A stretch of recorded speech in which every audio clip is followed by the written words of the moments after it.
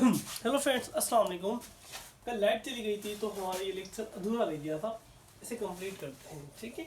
तो नेक्स्ट ला था हमारा कैंसलेशन ऑफ मल्टीप्लिकेशन एडिशन। तो देखिए ये क्या होता है कि अगर दोनों साइड बराबर के दोनों साइड कोई भी सेम चीज़ ऐड हो रही है तो उसे हम कैंसिल कर सकते हैं। जिस तरह हम ऐड कर सकते हैं दोनों साइड, तो उस तरह हम कैंसिल भी कर सकते हैं, ठीक है। तो क्या बनेगा, ए बराबर बी बन जाएगा। तो इसे बोलेंगे कि ये कैंसिलेशन ऑफ एडिशन है। यानी ऐड करेंगे तो एडिटिव लॉ बोलेंगे और कैंसिल करेंगे तो कैंसिलेशन ऑफ एडिशन बोलेंगे। जैसे कि इस तरह होता है, मोस्टली आप सवाल इस तरह हल करते हैं, x+2 बराबर है 5+2, ठीक है। अब देखें मोस्टली क्या करते हैं कि ये भाई 2 ऐड कर रहा है, इस तरफ सब्ट्रैक्ट करेगा तो लिखते हैं x बराबर 5+2 -2, तो 2 प्लस माइनस में कैंसिल हो जाएगा, x बराबर 5 हो जाएगा। हम इस तरह करते हैं मोस्टली, लेकिन असल में होता क्या है, असल में ये इस तरह होता है कि जो 2 है दोनों साइड ऐड हो रहा है तो आप उसे कैंसिल कर सकते हैं। तो ये क्या बन जाएगा, x बराबर 5 बन जाएगा, ठीक हो गया। तो हम ऐड करेंगे तो एडिटिव लॉ हो जाएगा और कैंसिल करेंगे तो कैंसिलेशन लॉ हो जाएगा, ठीक हो गया।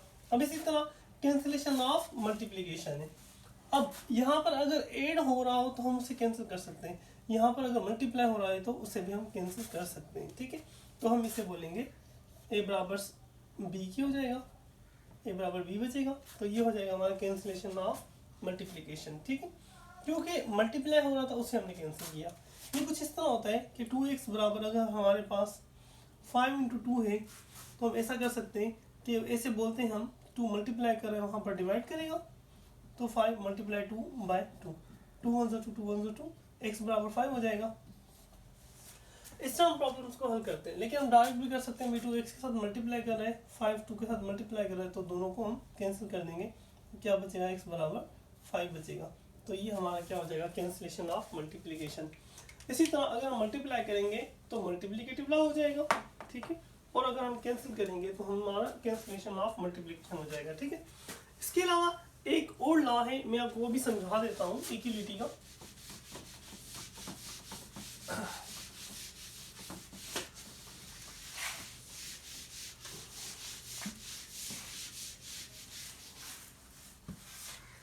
Distributive law of multiplication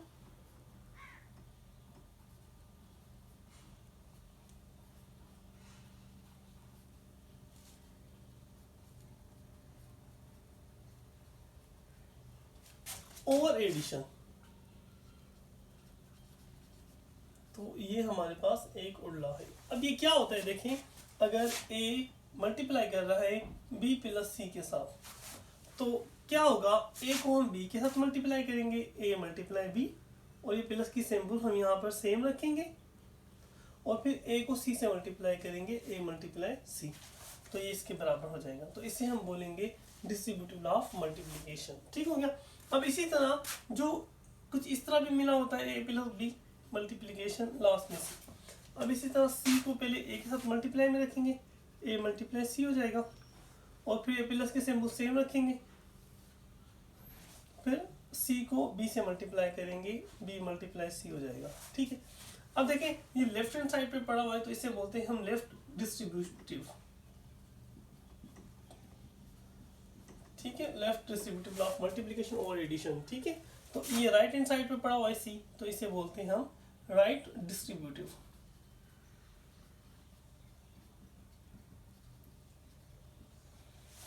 right distributive law of multiplication और एडिशन, ठीक है। तो ये सारे सारे लॉस जो भी होते हैं एडिशन और मल्टीप्लिकेशन के ही होते हैं, सब्ट्रैक्शन या डिवीजन के नहीं होते। लेकिन कभी कभी जो छोटी क्लासेस की बुक्स हैं, जैसे कि 5 6 6 7 8 की बुक्स हैं, उनमें क्या होता है, यहाँ पर ये सब्ट्रैक्शन वाला भी लॉ बता देते हैं, तो यहाँ पर b - c कर देते हैं। तो इससे कोई फ़र्क नहीं पड़ता, अगर आप मिला हुआ हो तो फिर भी हम इसको ऐसे करेंगे, a को b से मल्टीप्लाई में रखेंगे, माइनस की सिंबल सेम, फिर a को c से मल्टीप्लाई में रखेंगे।